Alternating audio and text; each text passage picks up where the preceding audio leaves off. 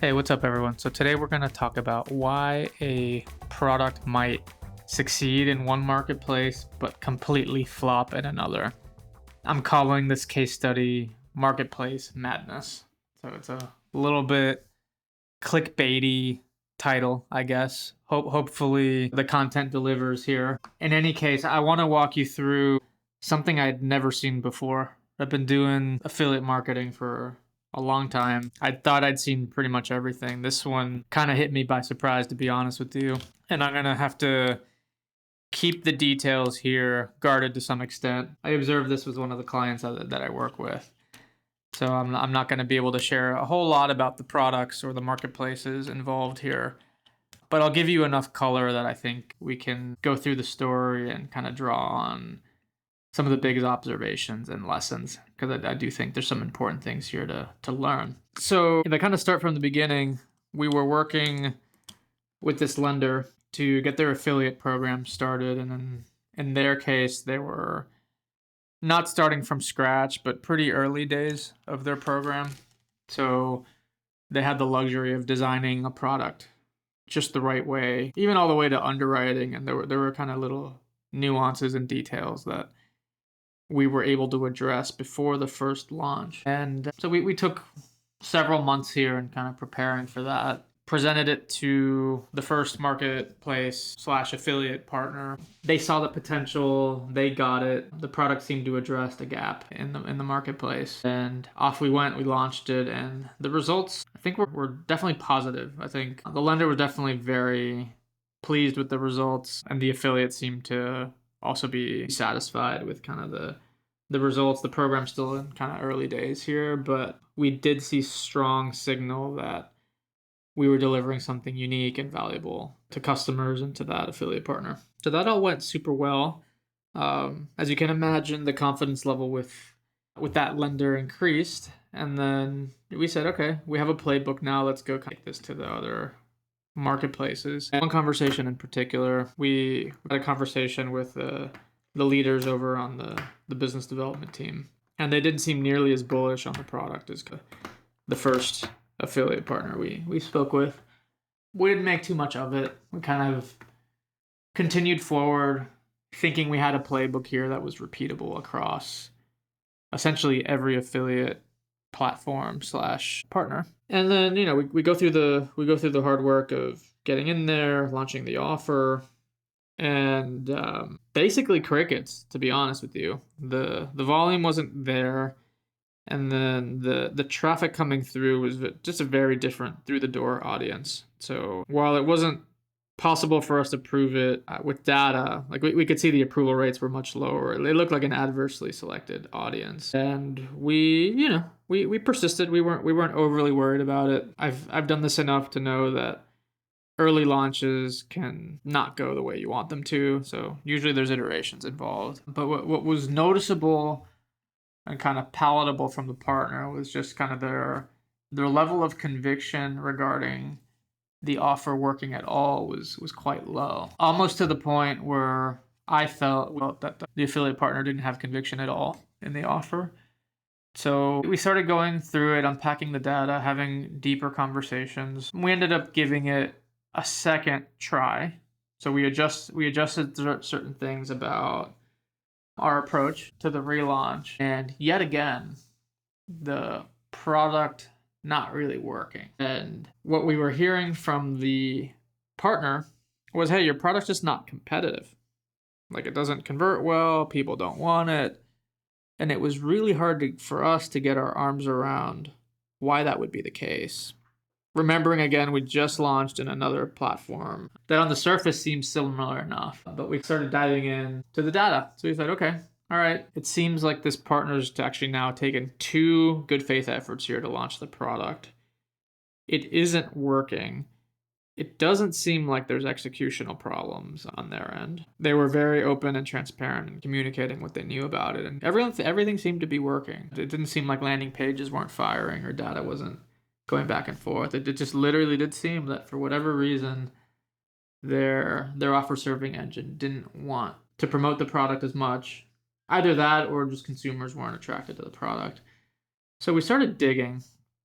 and digging and really trying to make sense of what happened there. Again, because I had just assumed if a product works in one marketplace, it's going to work in another, at least to some degree. But here we were kind of seeing polar opposites, like pretty strong signal of a big winner in marketplace one, pretty strong signals of like a complete dud and maybe no fit whatsoever in marketplace two. So it was that dichotomy that was just troubling and something we had to investigate and learn more about. So as we got into it, three things stood out and just really jumped off the page. One was the algorithm on the second marketplace was just different. The key difference being in this marketplace, revenue per click seemed to be what they were optimizing for, which actually was played unfavorably for this product because this product happened to have a very strong CTR. That's feedback we got from that first partner.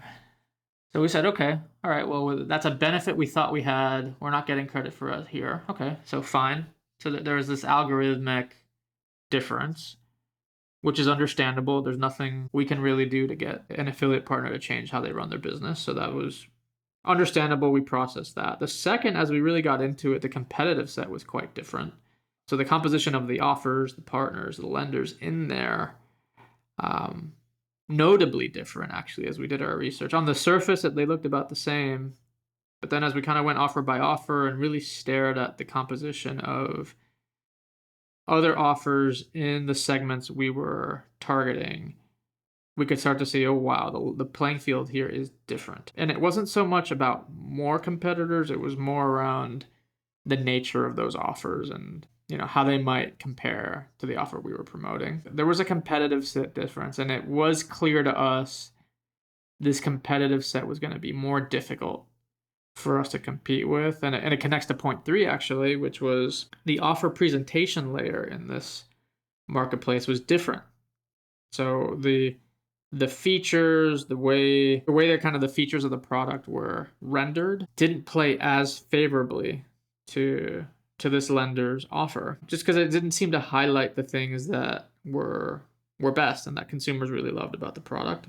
So in our view, the value was somewhat buried / diluted, both because the offer presentation layer was different and the competitive set was different. So we had kind of like a triple whammy here: algorithm, competitive set, offer presentation layer, and pretty disappointing outcome at the end. So it's not like the conversation's not over. So we're still having open dialogue with the partner. We're still optimistic there may be a path forward here where the product will work and kind of achieve some scale and some benefit for everybody. We're not quite there yet, though. So the ideas I'll leave you with here, I mean, the big idea, really, I hit that at the top of the episode. Now you have more color on the why. But the big aha for me was, man, you just cannot assume that because when you crack that one affiliate marketplace, like, you're done. Each marketplace has its nuances, whether it be algorithms, competitive set, presentation layer. Those were the three that were relevant here in this instance. But there's going to be other stuff that are just different and nuanced and that can't be ignored. So that's number one. And the lesson, from myself here is just having a little more humility around if something works in partner A, it's not necessarily going to work in partner B. I think I had been taking that more for granted in the past. Other ideas I'll leave you with. Second one here is you can design different products for different channels. And in fact, through the course of our research on the back end of this, I started asking myself the question, hey, are there issuers out there launching different versions of their products in different channels? I concluded there are. So, and that to me seems very logical, reasonable, given each marketplace is different and the dynamics are different. And we're not talking wildly different product designs, but I could see, as I put the frame of reference on, hey, why would a lender do this in marketplace A, not B? The more I kind of thought about the structure of that marketplace, I could start to wrap my head around some of the decisions I think I was inferring. So that was interesting. A third idea here is don't expect your unit economics to be the same across every channel. Again, if competition is different, if the offer presentation layer is different, if the algorithms are different, that's going to have implications on what you can do. And it should hit your unit economics in some way. It should hit your through the door population. So there's just something to be said to watch the nuance of each channel, and not all partners may be worth competing in, depending on what you're trying to do and what your narrative is on how you win in that marketplace. So I thought that was a takeaway as well. And then the third, I think, probably implied here through the course of everything else I've shared today, is just your market shares will be very different by affiliate partner, by channel. What's the so what here? The so what is if, like, let's say you had high level data that marketplace A was twice as big as marketplace B. Let's say you knew that somehow through market research or however you learned or discovered that fact. You may expect your program to have that same ratio, like a 2-to-1 ratio across the two, and it's just not necessarily the case. And just because that ratio doesn't hold doesn't necessarily mean you're failing or doing something wrong. It just may be indicative of like the structural dynamics and competition or algorithms or offer presentation or potentially other differences. So just something to watch for, because I used to again assume if my market share was 20% in channel A, it should be 20% in the other ones, but that's just, I feel like that those assumptions are flawed given what I learned here in this particular case. So hope that was helpful. If you have questions about this topic in general, I can't expose details around the marketplaces or the lenders involved here or specifics around this particular case. But if you have questions around, hey, I'm trying to wrap my arms around why my results are different across these two ecosystems, shoot them my way. My email is carlos@newmarketgrowth.com.